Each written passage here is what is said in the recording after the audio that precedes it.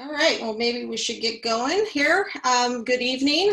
Thank you for joining us tonight for this important discussion about the global plastic pollution crisis. I'm Robin Broder, Deputy Director of Waterkeepers Chesapeake, and most of you probably know us, but if those of you who aren't familiar with Waterkeepers Chesapeake, we are a coalition of 17 waterkeeper programs in the Chesapeake and Coastal Bay regions.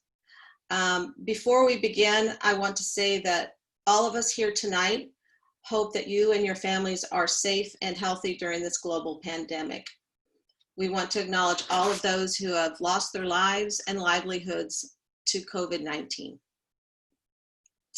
We are very grateful to the producers of The Story of Plastic for offering this powerful film for free community screenings.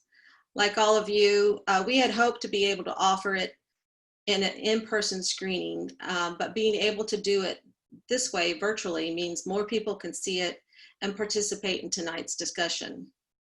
I was very fortunate to attend a screening of the film in February on Capitol Hill when the Break Free from Plastic Pollution Act of 2020 was introduced. I found the film to be very powerful and, quite frankly, kind of depressing. But I was also energized by the grassroots efforts to break free from plastic that are gaining momentum here and around the world. And I found hope in their stories. And I hope you did too. Before we get started tonight, we wanted to do a couple of polls to get to know you guys a little bit better. So I'm going to put up one poll and I hope you all participate.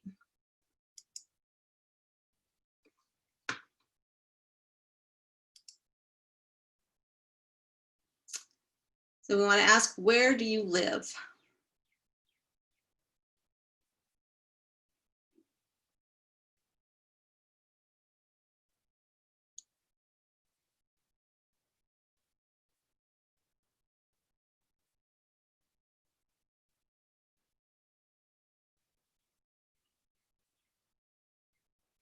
All right, we have almost everybody I think has voted. I'm going to end the poll and share the results. We have mostly from Maryland and about an even split between Virginia, Pennsylvania, and DC.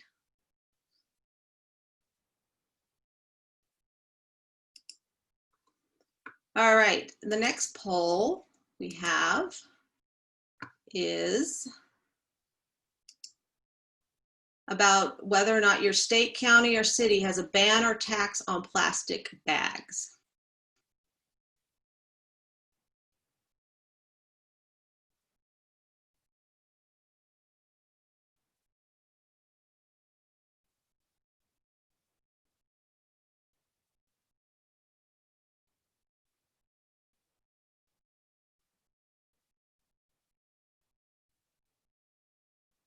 All right, looks like just about everybody has answered.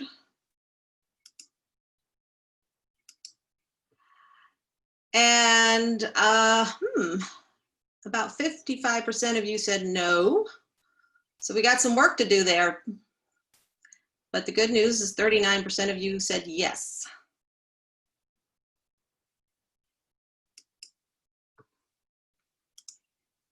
And our third question is about, after watching The Story of Plastic, which of the 3 R's do you think is most important?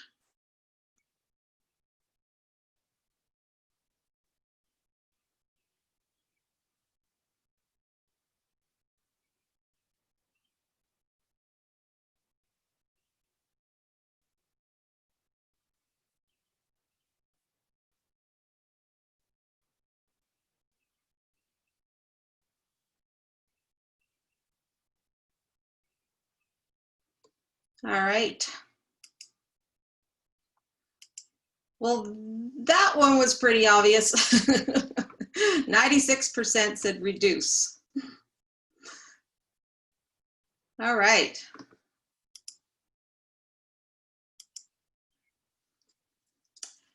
Okay, now I would like to introduce our panelists. Get this to move. There we go. Tonight we have our four waterkeepers, and they work in their communities every day fighting against polluters and protecting their local waterways from pollution.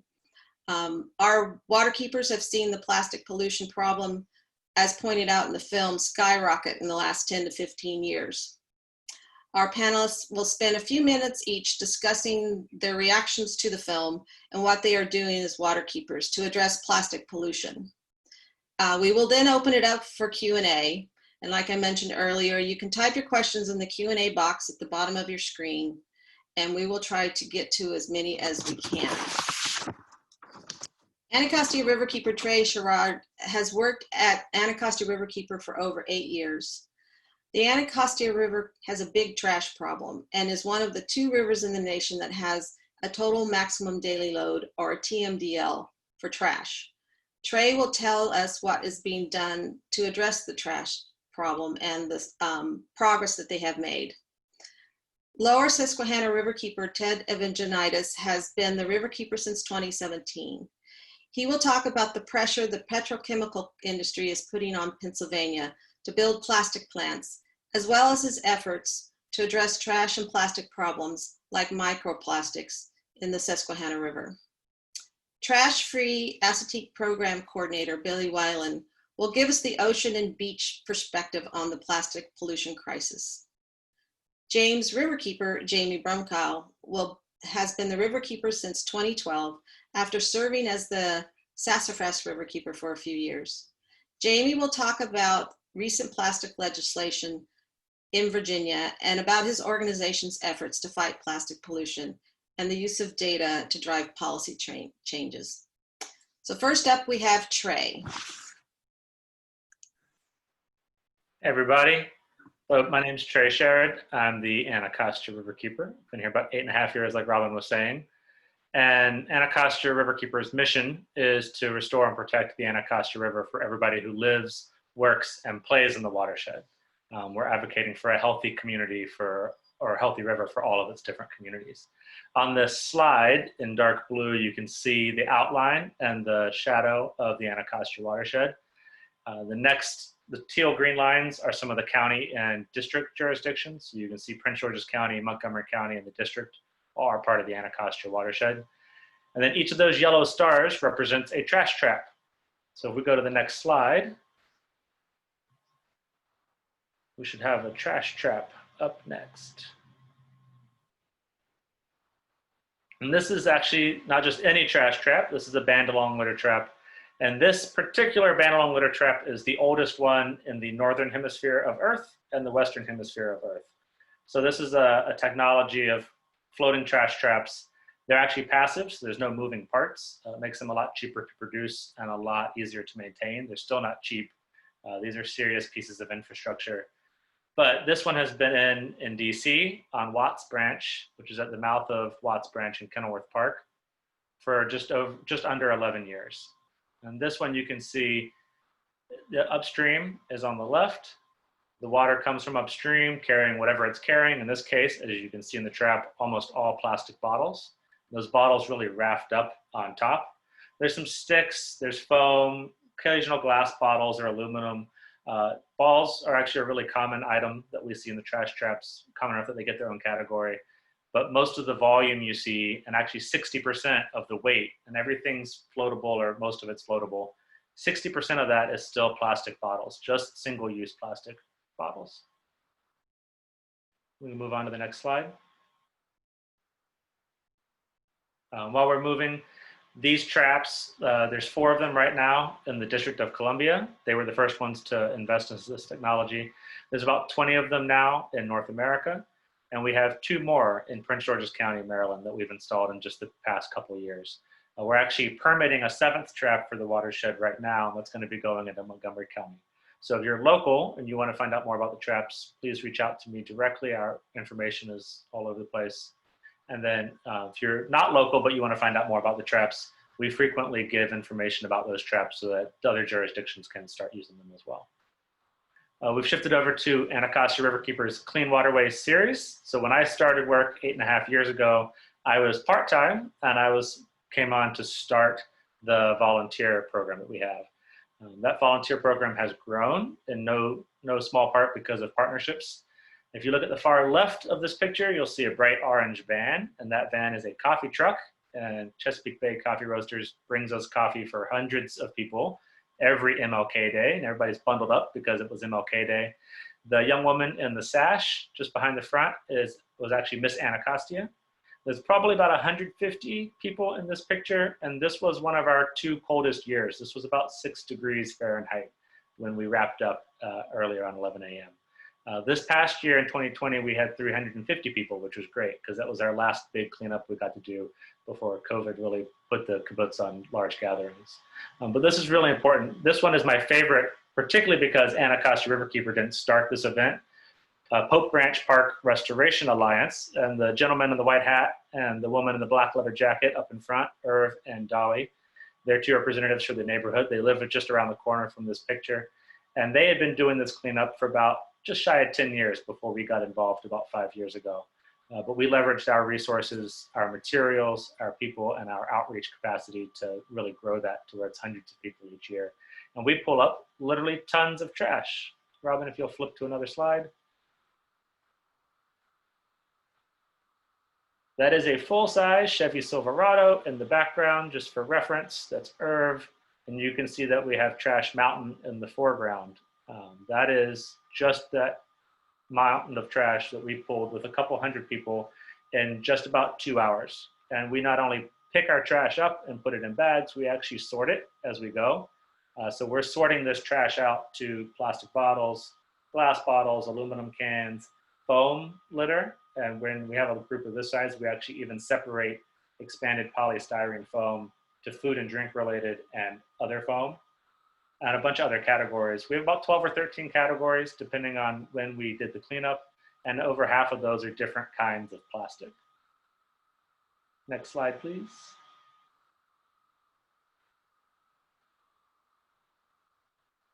This is another really cool thing that we got to do. This one is funded directly by the District Department of Energy and Environment. So we're really lucky in the Anacostia to have excellent jurisdictions. The district government and the 2 county governments, Montgomery County and Prince George's County, Maryland, all have really well-staffed departments of environment, and they all have decent coffers for putting forward money to take care of trash. And as Robin mentioned early on, the Anacostia is one of only 3 jurisdictions, including the Baltimore Harbor and LA River, that have a total maximum daily load for trash. That is like a EPA pollution diet for a specific type of trash. And our trash problems are so bad here that we have that TMDL. The EPA has kind of stopped doing those recently, probably since Baltimore. That's a problem that we can talk about later if we want. This project is TrashFreeDC. So it's a social media piece, it's a public art piece, and that is full of bottles all pulled out of Kingman Island and Kingman Lake, which is where this is located in this picture. Next one, please. One cool, oh, great.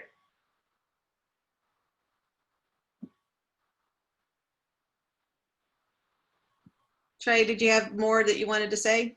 Not right now. Okay. All right. Next up, we have Ted, our Lower Susquehanna Riverkeeper. Thanks, Robin. So I'm going to tell you guys a little bit about the organization, plastics in Pennsylvania, like Robin mentioned, the petrochemical industry, also a little bit about fracking, some legislative action, and a little bit about the work that we're doing, and just some tips for you guys at home to reduce your plastic usage too. So the Lower Susquehanna Riverkeeper Association, we are a 501c3 nonprofit organization, and our mission is dedicated to improving and protecting the ecological health of the Lower Susquehanna River watershed and the Chesapeake Bay by holding polluters accountable. And improvement comes through education, research, advocacy, and insistence upon compliance with the law. Our organization was formed back in 2006. And we are a member of Waterkeeper Alliance and Waterkeepers Chesapeake. Our territory is about a little over 8,500 square miles, and that stems from Sealands Grove, Pennsylvania, all the way down to Haverty Grace in Maryland. It also includes the Juniata watershed too. Robin, if you can go to the next slide. So since the 50s, plastics were marketed as a necessity and useful product for the consumer. And we were to believe that anything we threw in the bucket was to be recycled. But as we all know now after watching the film, that's simply not true. And since 2002, more than half of the plastic now on Earth was already created and is expected to double by 2030. And I'm sure, as you all know, there's outrage worldwide over the environmental problems from plastics, which is leading to political action. But unfortunately, the actions taking place in Pennsylvania, they're only making matters worse. I guess I can assume that probably most of you guys are familiar with fracking. And despite the continuous violations and drilling waste we all see, Pennsylvania's fracked wells continue to produce more and more fracked gas, which also drives down the prices, and it's making it easier for the petrochemical industry to flood the region. And according to data from Frack Tracker, just to give you guys a glimpse of how much fracking we're doing in Pennsylvania, the report said that we produced 6.68 trillion cubic feet of gas. Pennsylvania consumed about 1.46 trillion feet of that gas across all sectors. In 2018, just 253 billion cubic feet was used in the homes of Pennsylvania's 12.8 million residents. And in fact, the amount of gas produced in Pennsylvania exceeds residential consumption in the entire United States by almost 1.7 trillion cubic feet. That's pretty alarming. Now, private companies and elected officials, they're collaborating right now to attract foreign investors to fund a massive petrochemical expansion in Pennsylvania. I mean, it's happening right now. Shale gas has fueled this boom in the drilling industry, given that there's cheaper fuel, which is creating this spin-off industry in petrochemicals in Pennsylvania. Thanks, Robin. So this picture here in Beaver County, this is the cracker plant that's currently being built. It's a $6 billion plant. And what it does is it takes ethane from natural gas and it converts it to plastics. And it's expected that they're going to produce about 1.6 million tons of plastic pellets per year. And there's enough ethane just in Pennsylvania that there's potential to build 4 more cracker plants just as big as this one, and if not bigger. And what's even worse is that Shell received about 1.6 billion in state subsidies to build the plant.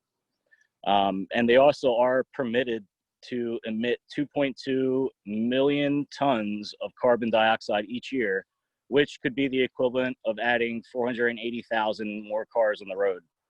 Also, the PADEP, they granted permission to Shell to emit 3.4 times more volatile organic compounds with that cracker plant than U.S. Steel's Clairton Coke Works. If you guys know what that is, it's the largest manufacturing facility in the U.S. And Pittsburgh already has some of the worst air quality in the nation. So there's been some legislative action that's been going on since last year, specifically around plastics. And it was in the summer of last year, I believe it was in June, that Governor Wolf, he signed a budget-related bill, and it had a provision that bars Pennsylvania's municipalities from taxing or banning the sale of distribution of plastic bags and other containers. I'm sure most folks maybe heard about that in Pennsylvania. And what they're doing is, I guess they're going to be coming up with a study, an economic study, to see what see what it would be like to ban plastics, which I guess we'll see what that looks like. But as of right now, no municipalities can actually ban. Now, I know Philadelphia is working along to institute a ban. I don't know if they can go above this bill's head, but we'll see. I mean, that would be great. Also, too, on February 4th, Pennsylvania's General Assembly, they voted to pass Bill HB, the House Bill 1100. And this bill is a bill that offers millions of dollars in taxpayer subsidies to incentivize building more of these petrochemical plants and factories all around Pennsylvania. The bill provides tax breaks to these petrochemical companies, and they would have to, I guess, they would have to produce a capital investment of $450 or more, and at least 800 jobs. But it's our the taxpayers' money of Pennsylvania that's going towards all these plants, which is going to cause a number on the environment, air quality and water quality. So what are we doing about this? We've pushed back on this bill. Our partners at Penn Future have done a tremendous job, rallying the troops and putting out action alerts and calling our legislators. And that's exactly what we did. It was known that Governor Wolf was going to veto this bill. And you can see here in this picture that Robin has up, that was a rally held on March 9th in Harrisburg at the Capitol, demanding that legislators do not override the bill, and in support of Governor Wolf's veto. And it was shortly thereafter that Governor Wolf did veto the bill. It was at the end of March. And unfortunately, the bill is sitting on the House calendar, and it's going to be reconsidered by the House for a veto override. And originally, it was supposed to happen sometime in the fall after COVID and all that, but it looks like it might be happening next week. So what we're doing right now is pushing out an action alert for people to call their legislators, and demand that they do not override this bill. So if folks are out there that want to get involved, please contact me, and I can share that action alert with you. And just going into some of the other work, there aren't many organizations that around Pennsylvania, around the Susquehanna River, that are actually researching and studying plastics. Now, there are some folks out in Penn State University. Dr. Sherry Mason, she's now a researcher at Penn State, and she began to study the effects of plastic pollution back in around 2011, 2012, around the Great Lakes region. And what she wants to do is find out, how much plastic's flowing out of the rivers and into the Great Lakes, how it's affected by rainfall, by season, and the economies of local communities.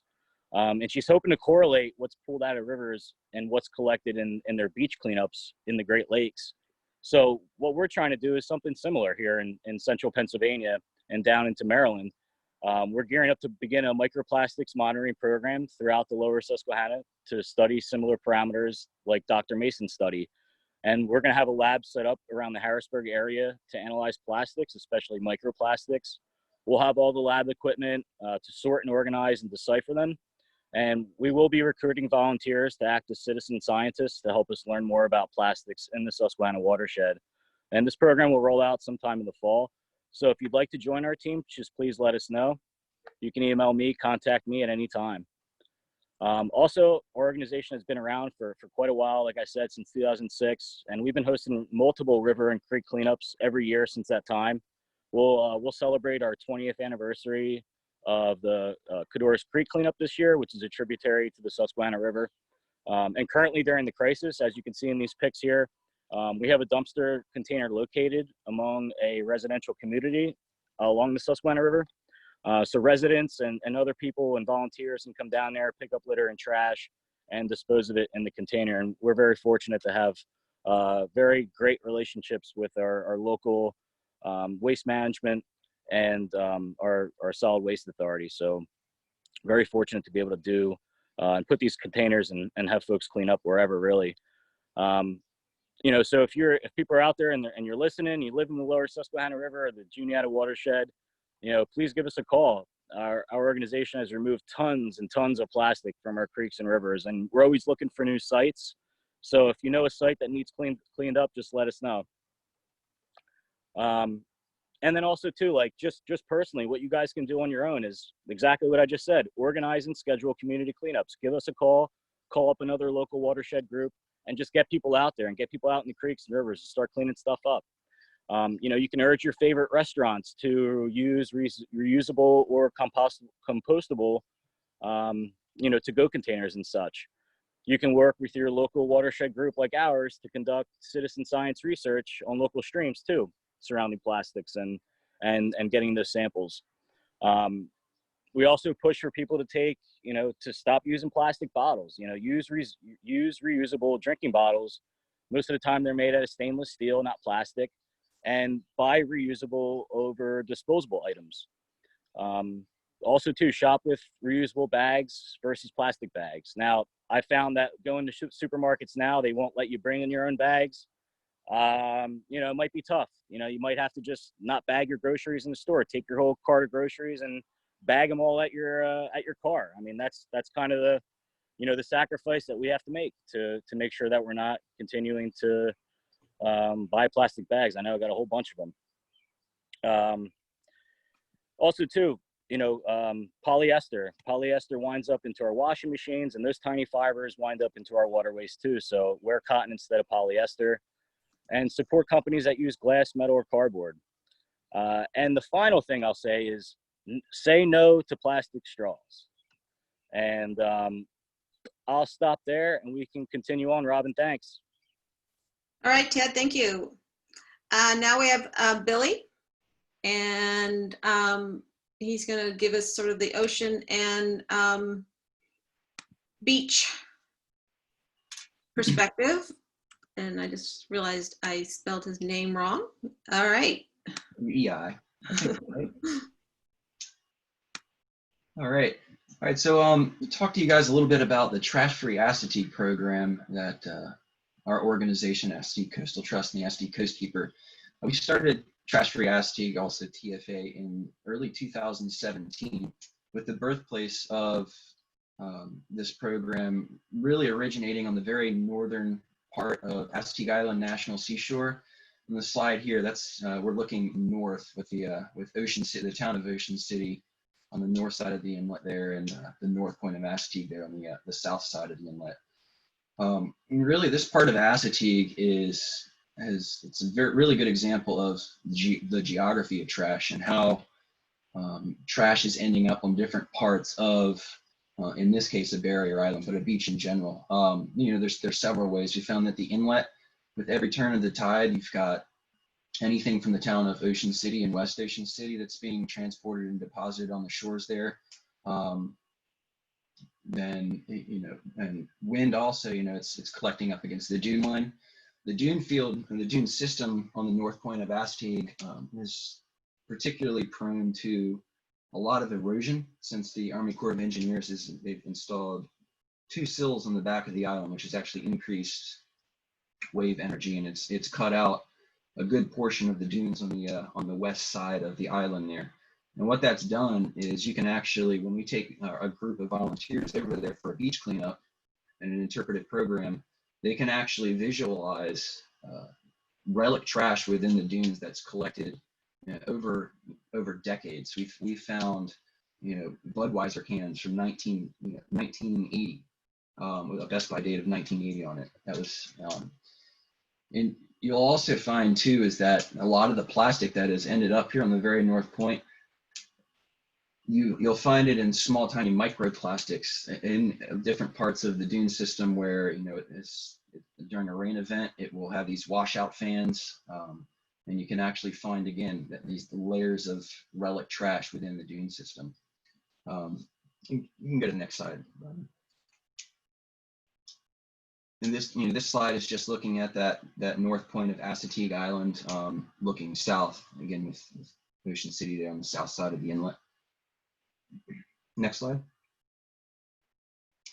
Yeah, the Trash-Free Assateague program has sort of taken a unique take on the whole plastic issue that the globe is facing. In doing so, we're really trying to focus on what the root of the problem is here. And by taking people over to the north point of Assateague Island, I think people have to immerse themselves in these kinds of spaces of nature to really develop that appreciation that is necessary for them to want to adapt a more sustainable lifestyle. Beach cleanups, community cleanups, they're great. They won't get us out of the dilemma that we're faced with, and I know that was actually a point that was made in the documentary. But by we use those cleanups as tools to facilitate the knowledge about the problem and at the same time, allowing individuals to see firsthand how this otherwise pristine beach and these beautiful waterways are being impacted. By taking places over to, like the national seashore here, it touches people and it makes them want to be a part of that positive change, this movement. So, we're all aware, or we're starting to realize that corporate manufacturers that are pumping these single-use products into the mainstream, that's the culprit. But as hard as it might be, we have to take the stand by addressing our own lifestyle choices first, I think, and that's sort of become, one of the key philosophies of the Trash-Free Assateague program. One way to win this is through legislation, but we're not going to win with legislation alone, I don't think. So, I strongly agree that legislative action, it can alleviate the plastic waste stream by holding these big corporate powers responsible. And at the same time, I do stand firmly in the belief that it's up to us as individuals to show these corporate manufacturers and the rest of the world what's important to us. So, I think equal weight has to be placed on individual action and legislative action to solve the plastic crisis, just as it would be needed to, as it's going to be needed to get a handle on anthropogenic climate change. And again, in the documentary, they make a really good connection between the fossil fuel industry and our plastic, the plastic crisis that we're all facing. Again, the story of plastic, it centers on the pro-plastic narrative of corporations. By that, I mean, I'm talking about the big oil and the visible sword that is big plastic. One part of the movie that I'd like to point out was also mentioned there was an article in the Rolling Stone magazine a couple months ago by Tim Dickinson, and he also points to the Keep America Beautiful campaign. Interesting thing about KAB was that it was actually funded by the Richfield Oil Company in the 70s and continues to be funded by companies of big plastic. I thought that was interesting, but really it's just, we've been lied to and we're being led by folks that stand to lose profit. For a long time, they were successful in their effort to sell us this lie that we can recycle our way out of this problem. But we're starting to wake up, and I want everyone to realize that it's not about recycling. It's about reducing our own footprint, and then using our legislative power to capitalize on that. It's about getting back to a more balanced way of life, a more simple way of living, in harmony with the land, with ourselves, and the rest of the biologic world. I hear folks say all the time that they wish life could be a lot simpler. So, I say to them, make it happen. This is our chance. And I think with the latest pandemic, I think a lot of people are realizing, how beneficial, a more simple way of living is. And we have to continue to ask, how do we get out of this fossil fuel economy? Because it's all part of the same problem. And we're starting to make headway, I think. So these oil giants, they're worried about they're worried that our dependence on fossil fuels is starting to decrease. It's excellent. And, but they're using plastic as a way to, as the Story of Plastic documentary, they stated, hedge their bet. So, next slide.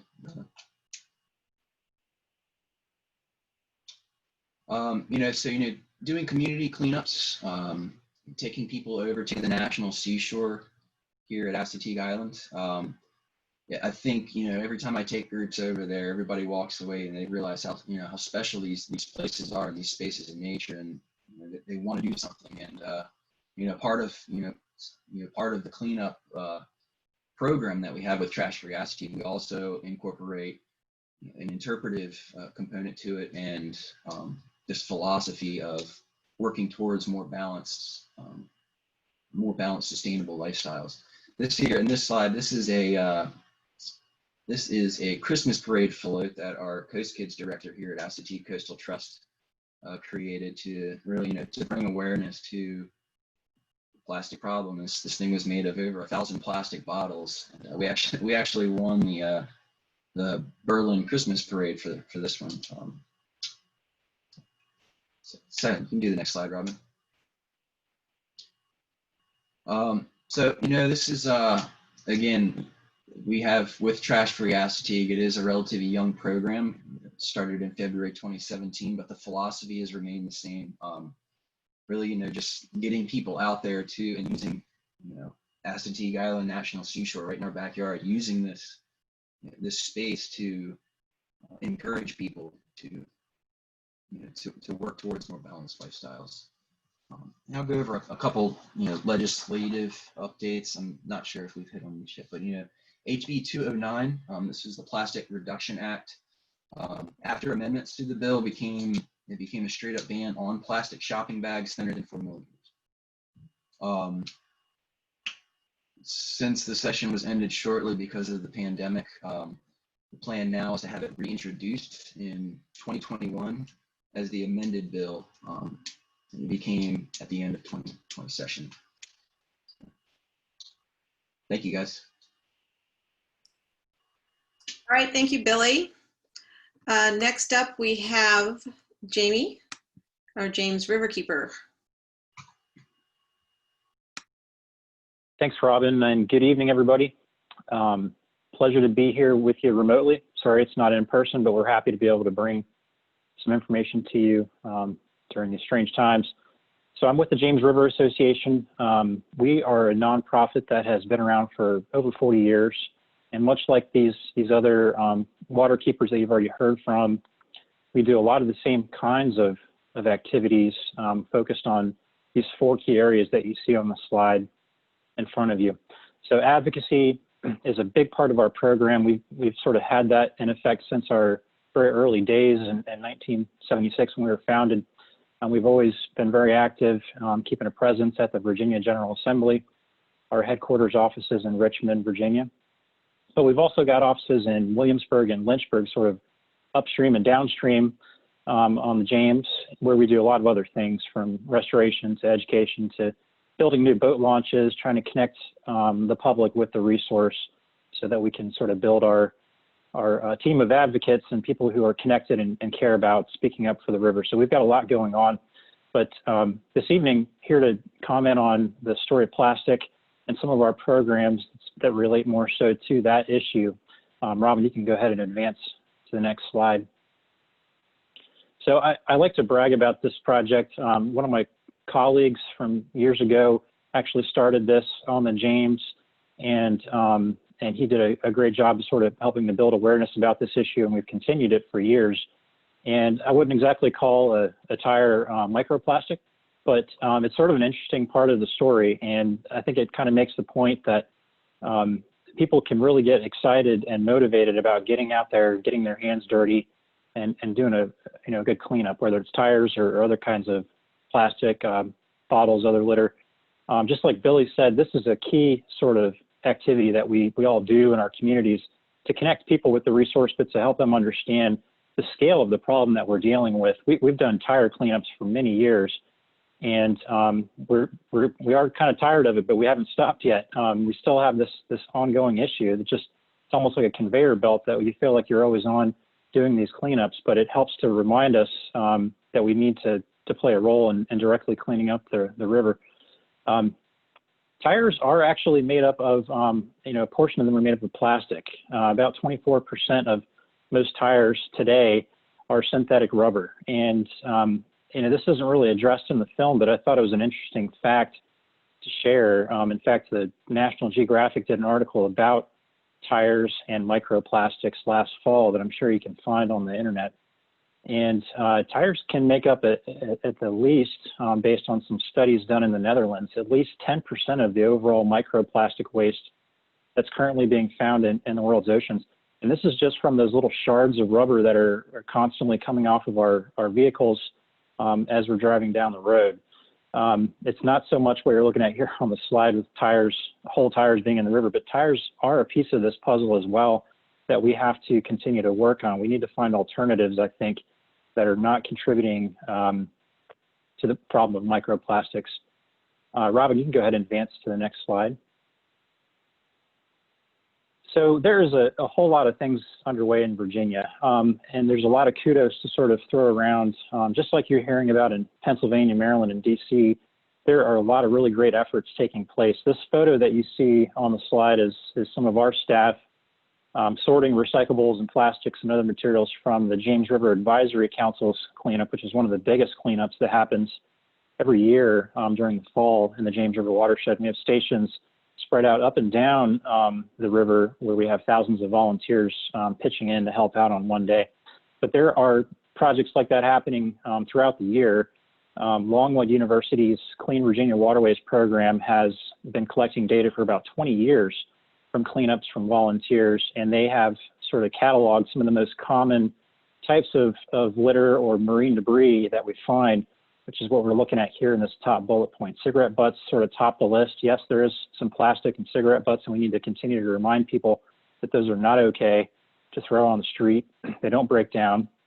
They wash into our streams and rivers and continue to cause problems downstream. And a lot of these other things we've already heard about from some of the other panelists. So these are common problems all over the Chesapeake Bay, and it's a particularly problematic issue when we know they break down into smaller bits over time, but never really go away. It's a financial burden on our states, on our agencies, on our local governments, on us as taxpayers. So it's not just the eyesore and the pollution, but it is a massive financial burden that is passed on to us that is not covered by the manufacturers or the producers directly. So this is something to keep in mind, that there are many costs throughout this sort of chain of plastic pollution. And when we get to that point of actually processing recyclables, this was covered in the film, and I think they did a pretty good job of showing the challenges. You can't recycle everything so easily, and it can really cause problems within some recycling plants when you have things sort of going up the works, and you're having to spend additional staff time to sort things and make sure that materials are being recycled properly, and things that are supposed to be there are actually there. So Robin, you can go ahead and advance to that next slide. So I think that, getting our hands dirty, getting out there and cleaning up our waterways is a really important activity that we need to continue to work at. And I think it's remarkable what we have accomplished, and we need to continue to work at that, but it's not the whole answer, as others have already commented. It's going to take some systematic change. It's going to take policy, and then it's going to take us as consumers changing our habits. The Virginia General Assembly has taken on some of those issues in the last year, which was really exciting because it was sort of a new wave of policy making that happened with a lot of the political change last year in General Assembly. And so we had a lot of legislation that was going through all at once on plastic bags. And that last slide that I showed you, a lot of those points came from a white paper that was developed in collaboration with a lot of nonprofits in Virginia, a number of advocates like Clean Fairfax, Sierra Club, League of Conservation Voters, many others, folks who work under the common sort of umbrella with Waterkeepers and Virginia Conservation Network to get behind policy. So this was sort of a wave of organizations really coming together to pursue policy change at the General Assembly.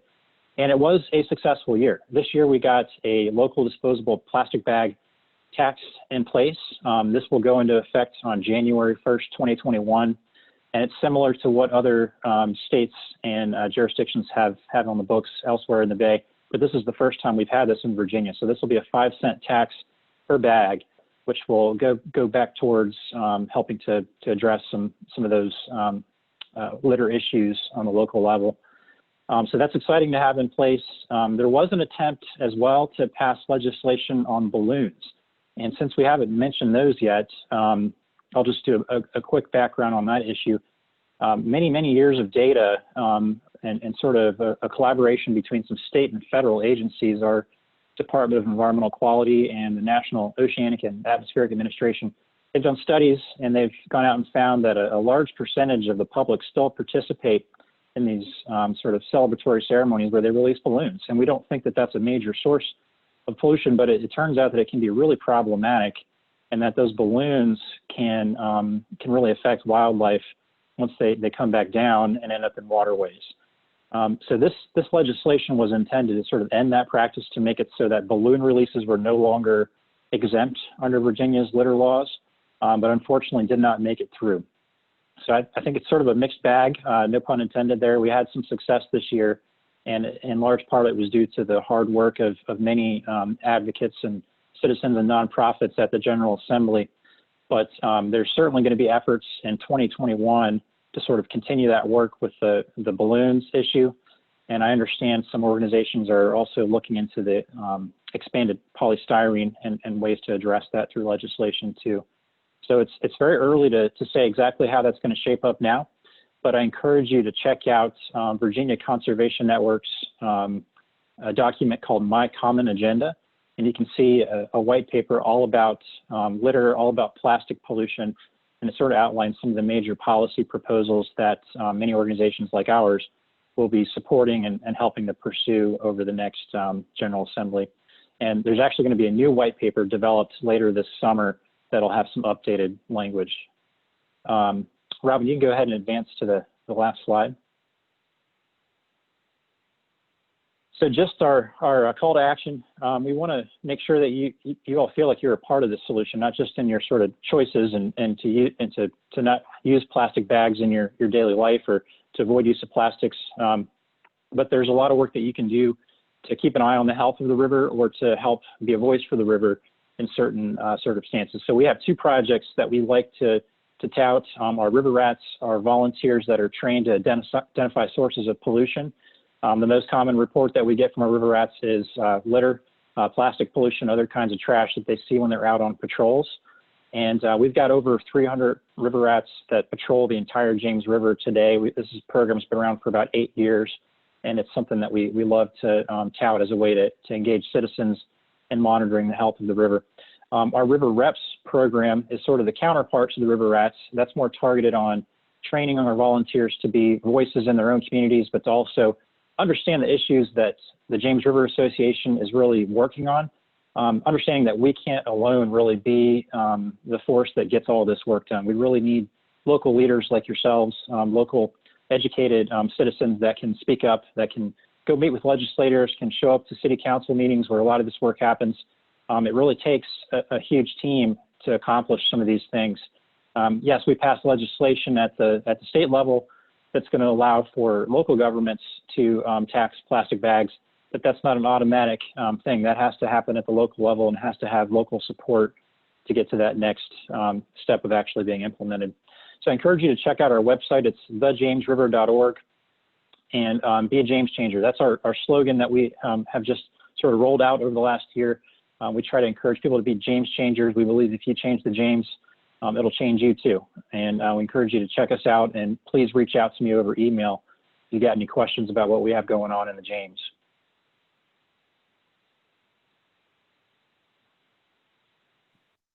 All right, thank you, Jamie.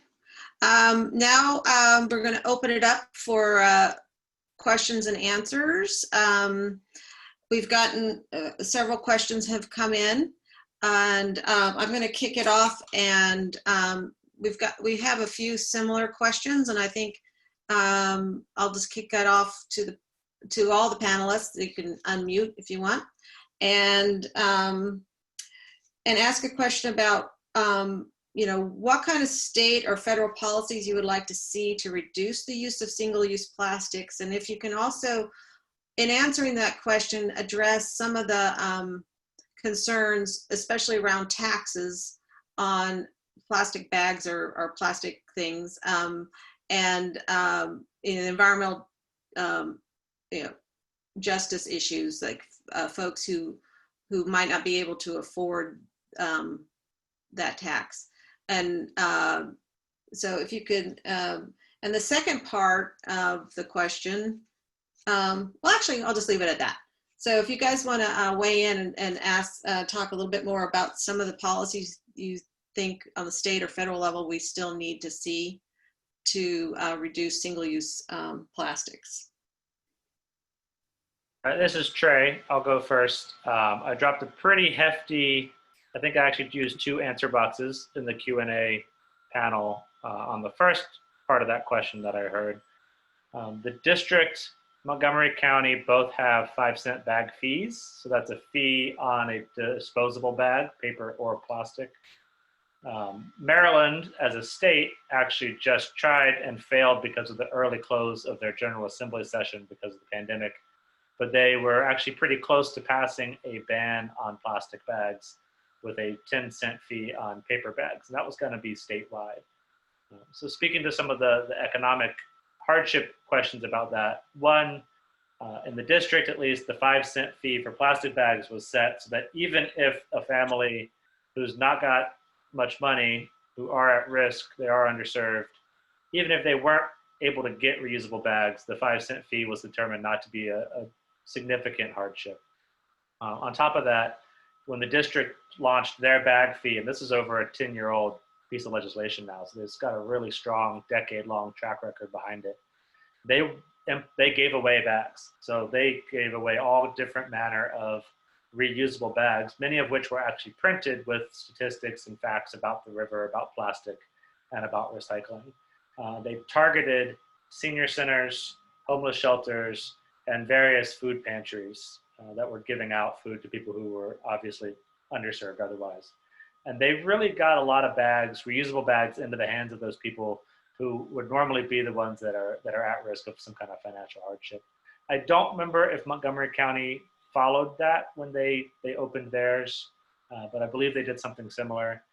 Prince George's County has actually asked the state of Maryland several times for permission to implement a bag fee, but because they're not Baltimore County, Baltimore City, or Montgomery County, all the other jurisdictions in Maryland, they cannot impose a fee on anything like bags without the state legislature's permission. And the Maryland General Assembly saw fit to deny Prince George's County that permission each of several times that they asked.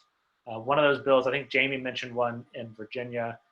There was talk about something similar in Maryland for statewide, which would at least allow the jurisdictions to impose that fee if they decide that that's what's right for them. So we're going to be looking to track that in the next General Assembly session that starts this fall for Maryland. And somebody mentioned Baltimore as well. I'm not sure what was done in Baltimore. I know that they did start imposing a bag tax, but again, there's a reason why it's so cheap. The goal wasn't for the tax to be lucrative. The goal is for people to put a value mentally on that bag so that instead of just dropping it on the ground, they find a way to reuse it, right? So they use it for their kitty litter. They use it for their dog. They use it for, like I use it in my apartment. I have tiny trash cans because I live in DC and I make nonprofit money. So I've got tiny trash cans in my bathroom and my kitchen, and they get grocery bags that I've picked up from the street, or that I forgot my reusable bags and I bought a bag. Those reuses are what we see. The drop in bag use going out the door grocery stores in DC, it dropped significantly when the fee was first implemented, but then it kind of rose back up and it's waffled. I forget the exact number in reduction, but somewhere like in the, don't quote me, 40% range reduction of bag use. What did not falter or shift back was the sudden change in what we see in the environment. All these cleanups we do, all these trash traps we manage, plastic bags used to be the #1 item visually, either whole bags or scraps of bags. And now they're somewhere down below number 10. So that's a decade and change in. We've seen that to be a seemingly permanent impact of the bag fee in DC and in Montgomery County. And while somebody else decides to pick up, I will mention also that how to implement it in Maryland, so that 10-cent fee on paper bags, that one was not going to be a tax. That was going to be collected by the store, basically offsetting their costs for using those paper bags because they cost the store more than plastic bags did. So that one wasn't going to be going to the government at all. Stores would be keeping that fee, so it would be just a charge for the price of the bag itself, more or less. There was a lot of talk between stakeholders and legislators about how to work that around SNAP and WIC recipients. I don't remember where it was standing at the early end of session, but that's something else that you can look at. Most of us can probably speak to that some if you want to follow up with us. There's also a group called Trash Free Maryland, which is dedicated to this issue.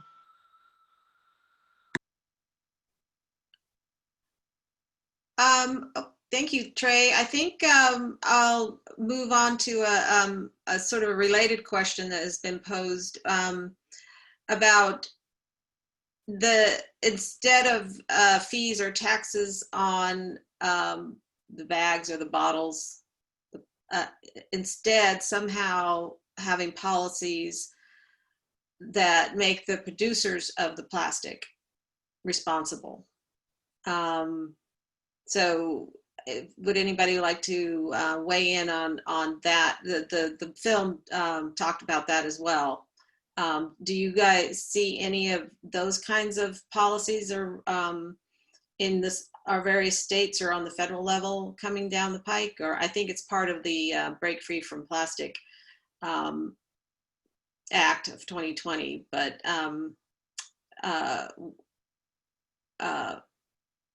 Ted or Jamie or anybody would like to weigh in on that question?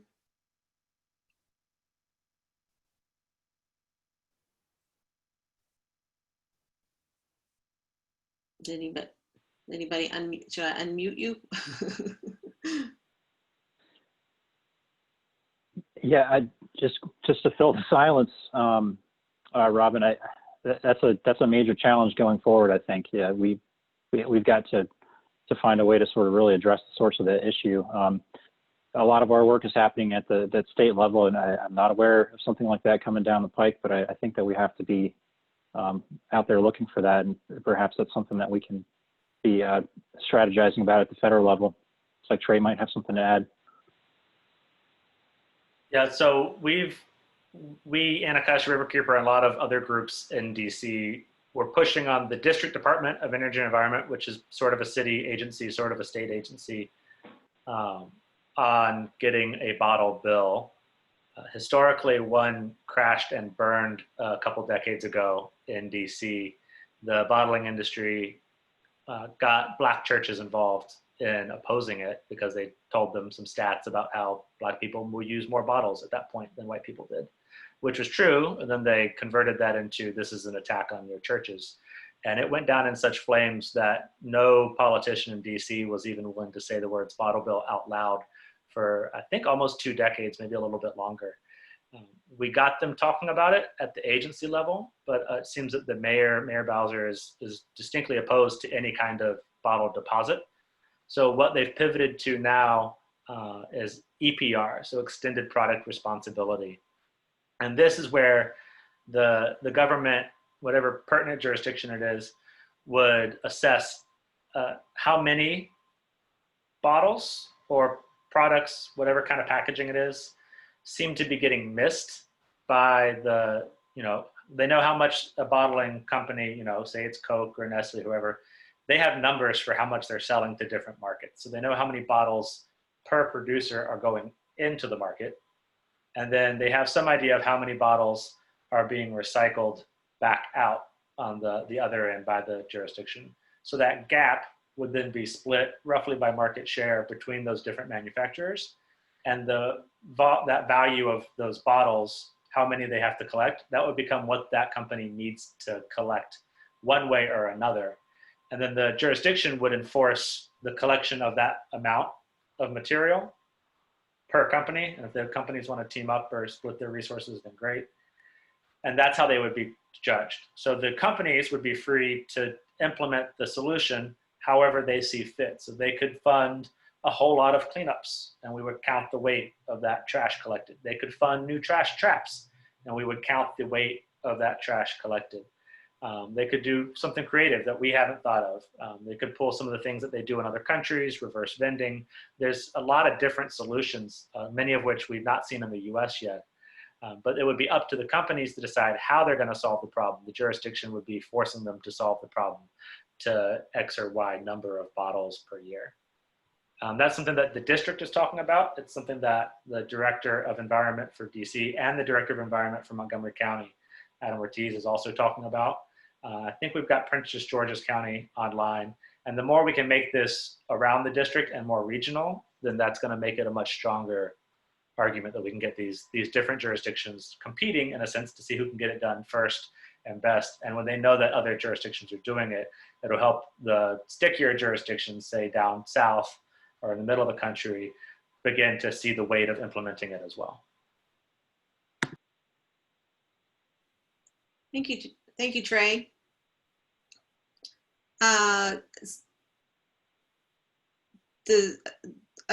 We have a few questions that are all kind of similar about in the current health crisis that we're in, that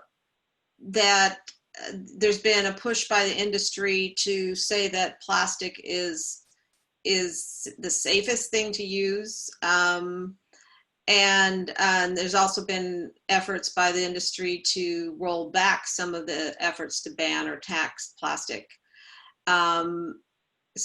So I want to ask the panelists if you've seen that in where you guys sit and where you live. Have you seen an increase in plastic pollution, particularly the PPE? Have you seen an increase in litter, plastic litter?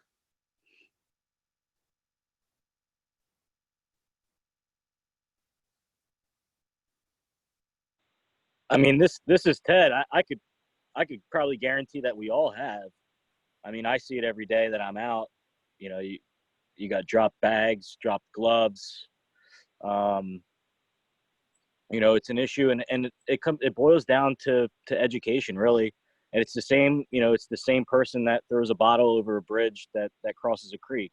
You know, there's no education there, and unfortunately, we live in a society where, you know, access to that education is maybe not, you know, entirely available to everybody, but still, common sense does play a role here, where, you know, we're not supposed to be doing that. And, you know, we're definitely seeing more of it now, more so the PPE. But, you know, it boils down to either laziness or just not being educated. And I think that's where we could play a better role, is just educate folks, you know, on the basic principles of, you drop that on the ground, it winds up in a creek, it winds up in a river, and then it winds up in the ocean. I mean, it's pretty plain and simple, but for some, they just don't get it. So however we can, you know, deliver that message the best, we'll be better off. Mm-hmm. And Jamie, have you seen anything in Virginia with our new bill on, you know, the bag tax on bags, if the industry is trying to roll that back? Have you seen anything?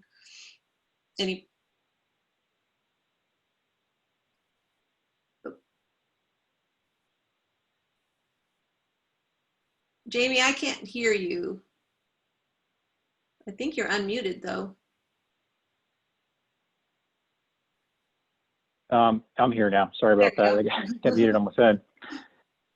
I have not. The bill was only signed into law last month. I haven't heard anything specific to that yet, but that's not to say there aren't those sorts of things happening. I think we need to keep our eyes open to make sure we sort of hold on to this ground that we've covered.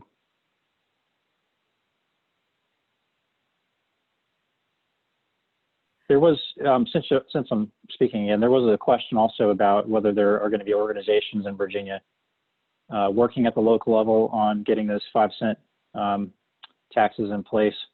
Again, the legislation is just so new. I haven't heard any of the efforts materializing specific to that, but most certainly there will be organizations working on that.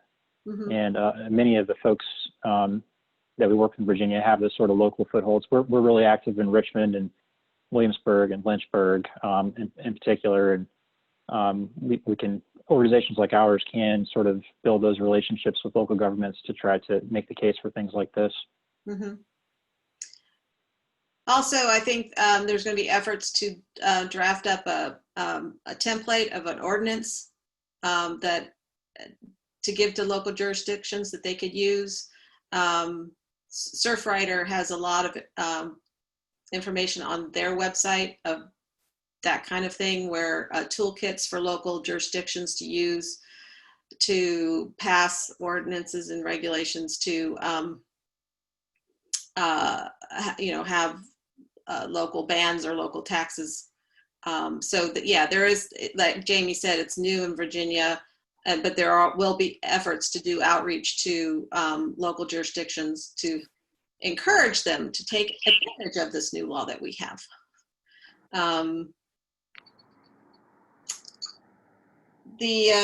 Robin, before we move, we talked about bags and we got into bottles and extended product responsibility a little bit.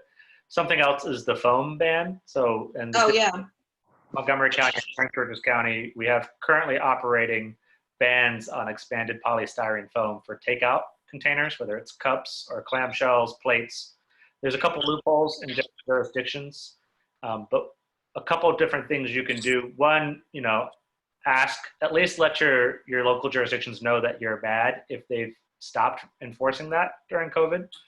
They can make the decision to send inspectors out or not, but at least let them know that you're not happy that they're not sending inspectors out, and a lot of them aren't. Some of them are being quieter about it. Some of them have been a bit more public about it. Those local bans are important because those local bans, in our case, captured so many people once we added Baltimore and I think maybe Anne Arundel, one of the other counties in Maryland, that last year the State Assembly in Maryland passed a statewide ban, which goes into effect, I think, next year. And it was based on the fact that over half of the state was already living under a ban. So those local numbers get local ordinances, and those local ordinances can become a statewide ban. The other thing somebody had asked about during COVID is whether or not things are changing. In Montgomery County, a county council member proposed that they rescind their fee on plastic bags. We got hold of that. Other people got hold of that. There were lots of comments and letters sent to county council before their vote on that proposal, and that proposal failed. So, track your local legislators. If you're not on their email list, get on their email list. Feel free to chime in. They like talking to their constituents mostly, and if they don't, time to get someone new come full time. But track them and make sure that they know what you're thinking, because you cannot assume that someone else will say it for you. And the more people they hear from, the more stronger they'll feel in supporting these things or even in changing their mind.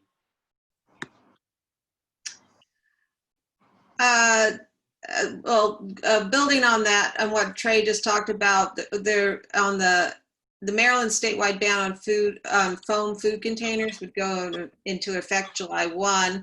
And there was a question about, has there been any outreach and education to restaurants and business, specifically in Ocean City, about the ban and the need to find alternatives before July 1? Billy, can you maybe address that question?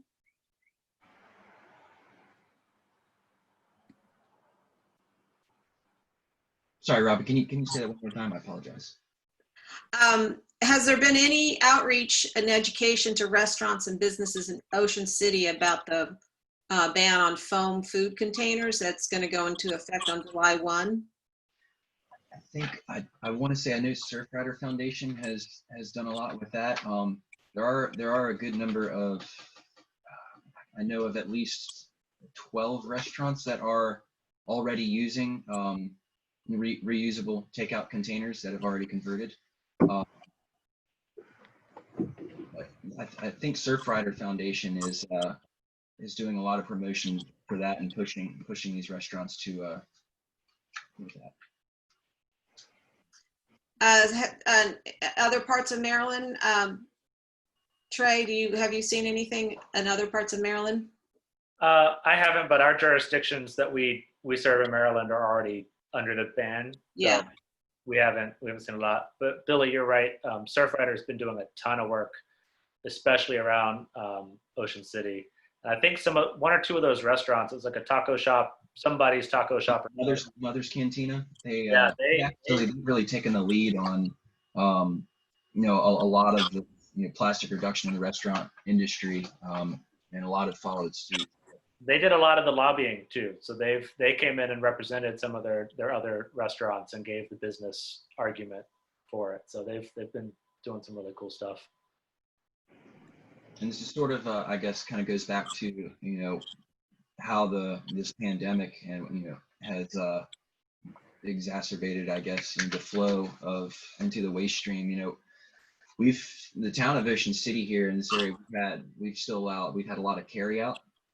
So that has been an issue. There's still a lot of restaurants that are using plastic containers for a lot of their carry-out items.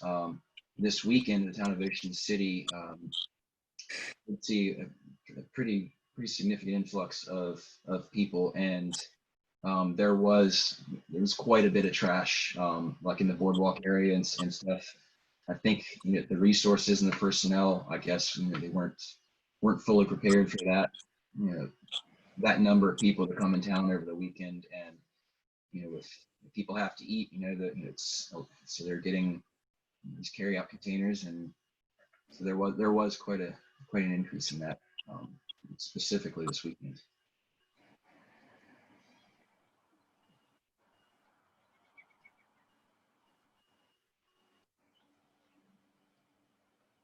So Ted, I wanted to ask you if you might talk a little bit more about what kind of policies are that we should see at the state or federal level to discourage or ban the expansion of the plastics or cracker plants here and across the nation. Yeah, I guess, the first thing is to nix this bill that's been presented and that's on the table right now. If this bill gets,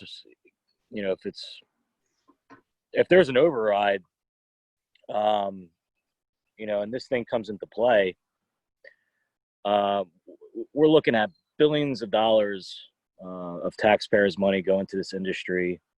Obviously fighting this bill right now, like literally today, tomorrow, through the weekend and into Monday and Tuesday, really, trying to put as much pressure as we can on the legislature in Pennsylvania. I'd ask anyone that's on the call, if you live in PA, call your legislator today, tomorrow, before next week, and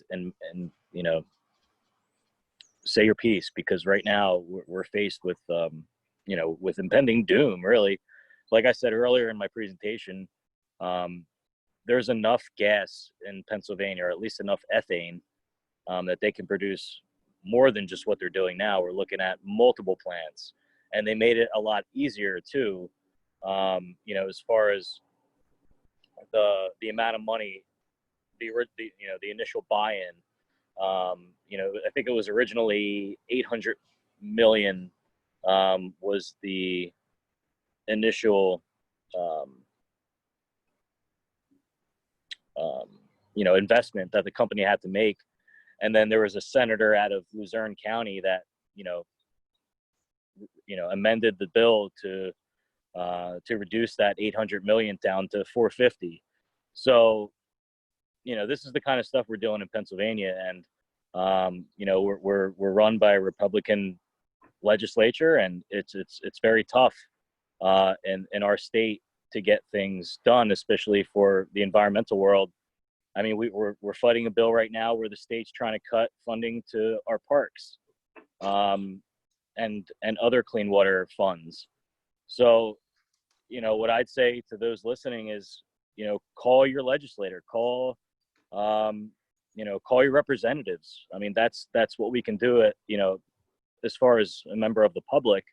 We have that power to voice our concerns and our opinions to those that are in power, and that's what we need to do more. And I think if more people do that, we might make change, and we hopefully will make change. And I think that's the only way it's going to happen. And that's with any advocacy piece that we do as Waterkeepers, or even, take a town that has a lake, and you have a corporation that wants to come in and bulldoze the lake and put up condominiums. Well, I've known at least one example in my hometown where people came together and stopped that from happening. And it's really a grassroots effort that gets real change done. And that's what I would say to that, Robin. Right. And I think, for those, especially if you live in Pennsylvania, go to Ted's Facebook page, go to Waterkeepers Chesapeake's Facebook page and pin future, and look for, actions, the action alerts and things that you can do. And right now, because as Ted said, this is the type of thing where you really need to pick up the phone.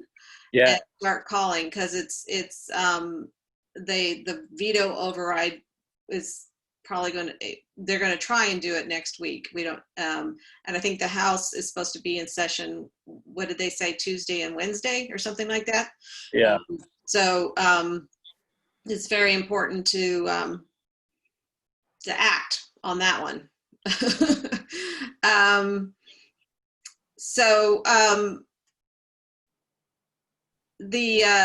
I think, and I'm going to advance the slide here because the next slide I have is a bunch of resources on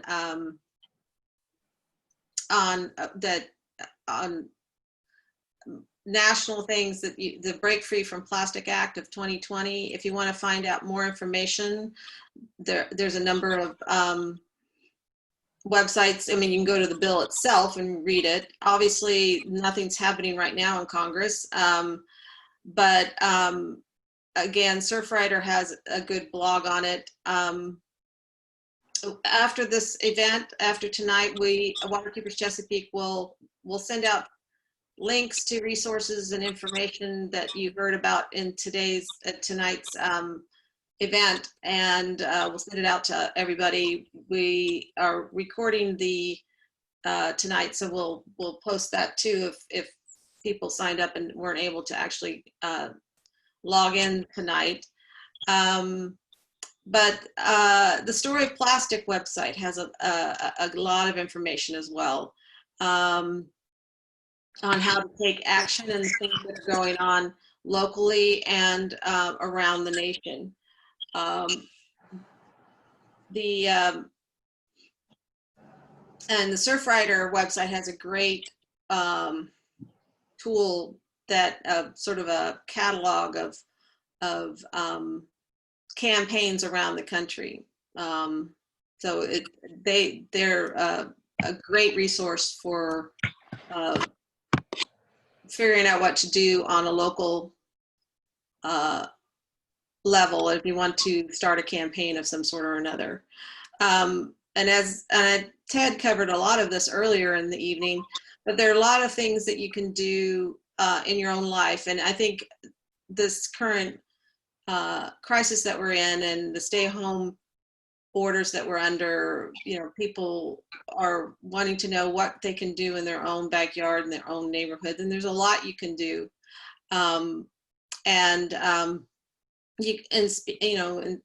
You can pick up the phone or, write letters to manufacturers and local businesses about excessive packaging. And whatever you do, it's good to share what you're doing and get others involved. There are more than 3 R's, actually. There's reduce, reuse, refuse, and recycle. And actually, there's a 5th R, and there might be more, but we were talking about this amongst ourselves earlier. There's rot, which is composting. So I think what I think a lot of folks on this who've dialed in tonight and us and the Waterkeepers have seen is, sometimes it just takes a small group of people to really make a difference in where you live, be it picking up trash or pressing local businesses to change their practices to, passing policy and regulations. So we really encourage that grassroots efforts because they do work. Sometimes they take a really long time, but they do work. And we want you to get involved with your local waterkeeper. Everybody on our panel tonight talked about all the different ways that you can get involved. And we encourage you to do that. And Waterkeepers Chesapeake, as I mentioned earlier, there's 17 waterkeeper programs in our region. And if you go to our website, you can find the one that's local to you. And we encourage you to do that. And I'll leave this last slide up to just thank you for logging in tonight and sharing this evening with us and talking about this very important issue. They hear all the different ways you can contact our panelists and Waterkeepers Chesapeake. And I'll just ask Trey and Billy and Jamie and Ted if there's any last words you would like to say before we say goodnight to Everybody?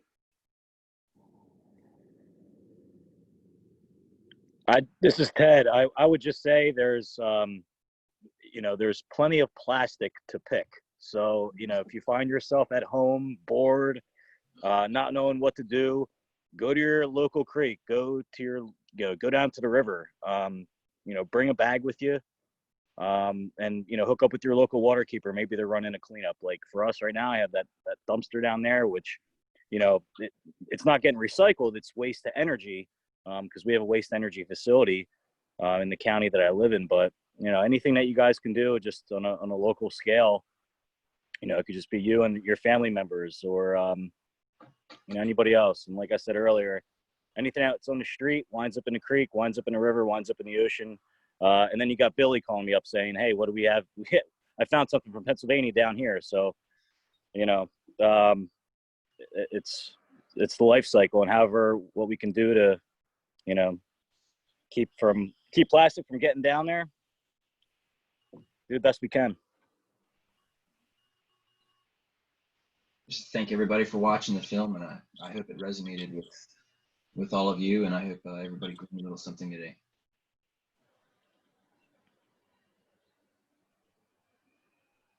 I'll just echo that briefly and say, we've seen a bit of a transformation in a lot of our Chesapeake Bay tributaries over the last 20 or 30 years, where we do have some really noticeable improvements, but things like this, microplastics, the tidal wave of plastic pollution really can threaten to undermine a lot of that progress. So I challenge you all to get involved, work with your local waterkeeper, work with another organization that's working on this stuff. We need everybody to get involved. And somebody suggested refuse should be the first star. I'll agree with that too. Where if you're in a jurisdiction that's got good things, make sure that they keep their good things and try to help them do better. If you're in a jurisdiction that doesn't have good things yet, then start kicking their butt a little bit and encouraging them and using these other places that have them already, and these stories that we can give you, these stats and pictures that we can give you, and use those to try to get those in place. A lot of this really gets traction at the local level, and it's really heartwarming now to simultaneously have that federal bill. So if you can act on both levels, and please do, but especially the local stuff, that's really been a successful target, at least for not losing ground and even for gaining ground. All right, well, thank you, everybody. I think we'll wrap it up. And last thing I'll say is that if you visit the Story of Plastics website, you'll find information about hosting a screening if you would want to host a screening like we did. And they're popping up all over. So if you missed ours, or somebody who wants to see it, they can find another community screening. But also on the website, there are other ways you can view the film. So I think you can rent it on Amazon, and there are a variety of other ways you can see it. We're really encouraging everybody to watch it and then take action, whatever it is you can do. And we thank you for doing it. And so wish you all good night. And again, thanks for joining us.